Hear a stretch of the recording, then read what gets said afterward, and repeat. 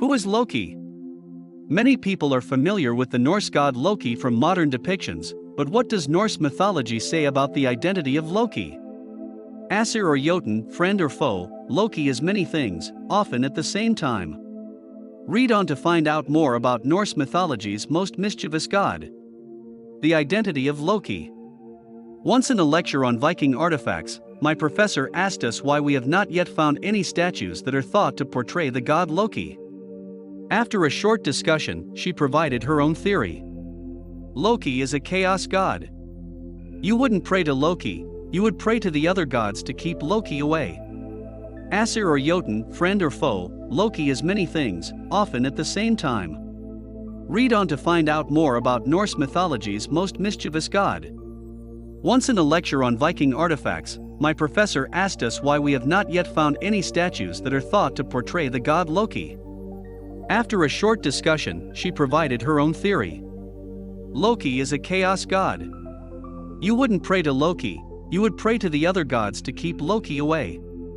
However, other than being a trickster, it is difficult to say exactly what else Loki is. He is both Aesir and Jotun. He is generally male, and sometimes female. The Aesir are infuriated by him and dependent on him. He helps the Aesir and marches against them in Ragnarok. Confused? Don't worry, so are we. Strap in, this is going to be a bumpy ride. Aesir or Jotun? While there are lots of characters within Norse mythology, the two main groups are the Aesir, the gods, and the Jotnar, often translated as giants. The Aesir and the Jotnar have a literal love-hate relationship. They are just as likely to fight as they are to marry and/or have children. When they do have children, this union is generally between male Aesir and female Jotnar, and even Odin himself has a Jotun for a mother. Despite this, he is still classified as an Aesir as Norse mythology is patrilineal, which means that bloodlines run through the father. Like Odin, Loki is also the child of an Aesir and a Jotun, with a marked difference. Loki's father is Farbodi, a Jotun, and his mother is Laufey, who is thought to be an Aesir, though this isn't specified. Therefore, Loki should technically be classified as a Jotun. However, it's not quite as simple as that. In Viking times, it was common for children's surnames to be made by taking their father's first name and adding son or daughter onto the end.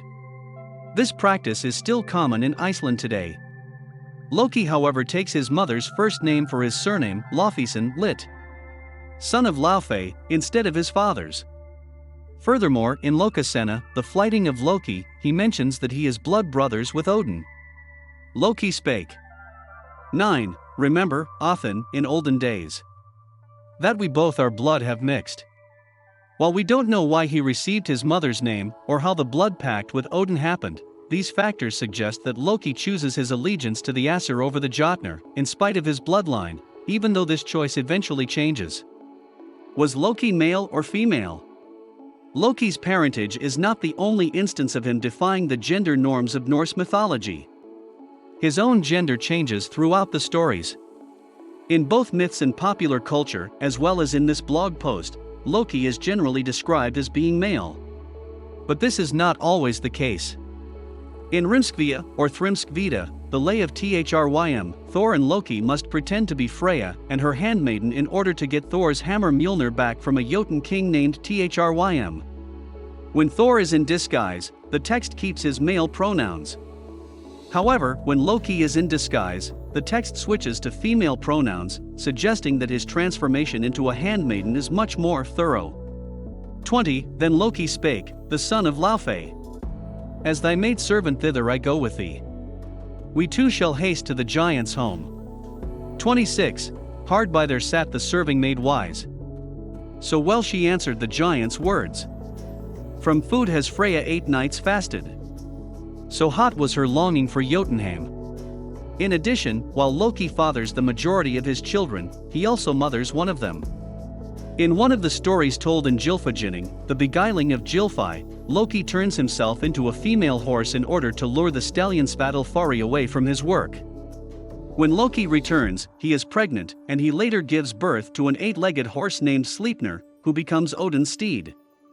Therefore, while Loki is often in a male form, he is not bound to a single gender like the other Aesir, nor to the gender norms that follow. Friend or foe?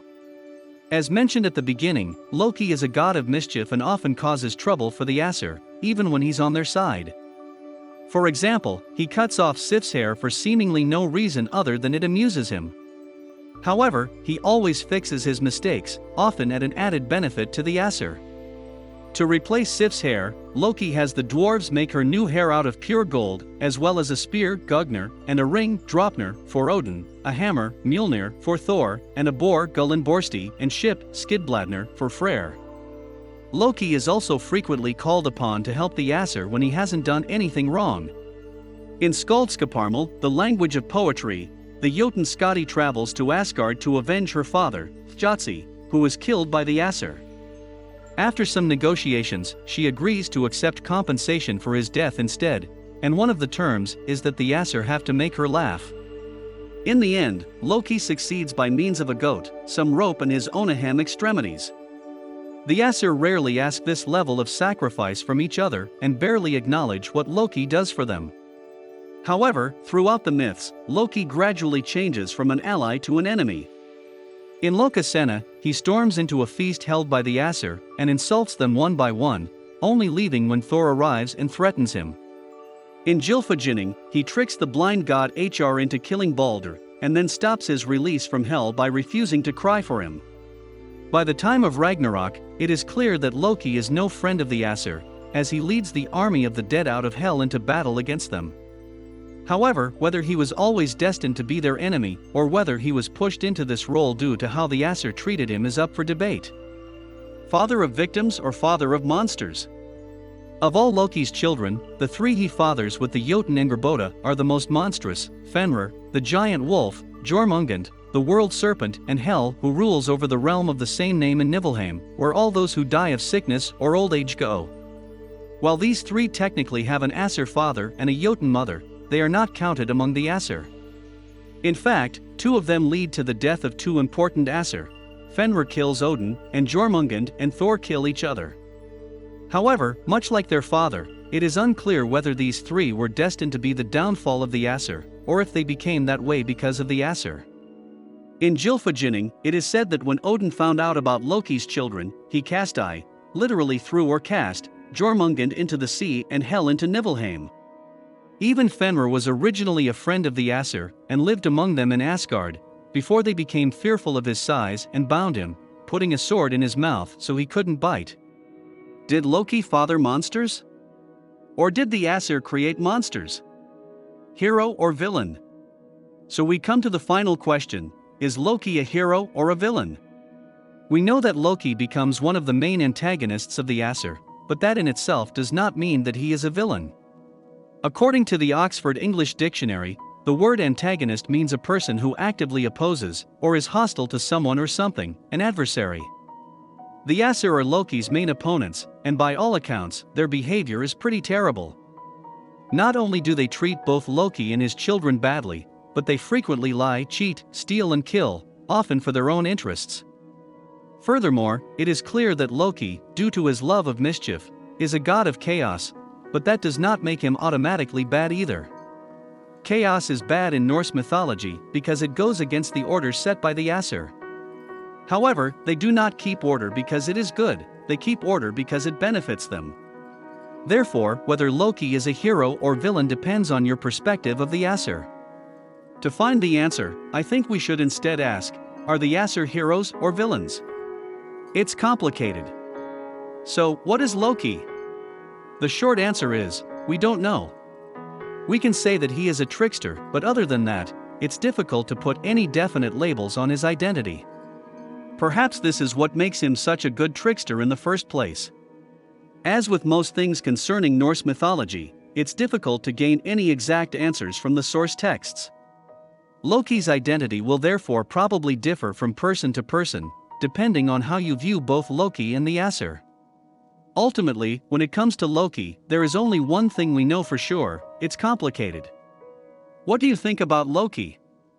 Would you like to see more investigations into Norse gods? Let us know in the comments. Also subscribe to the channel so as not to miss a lot of interesting videos.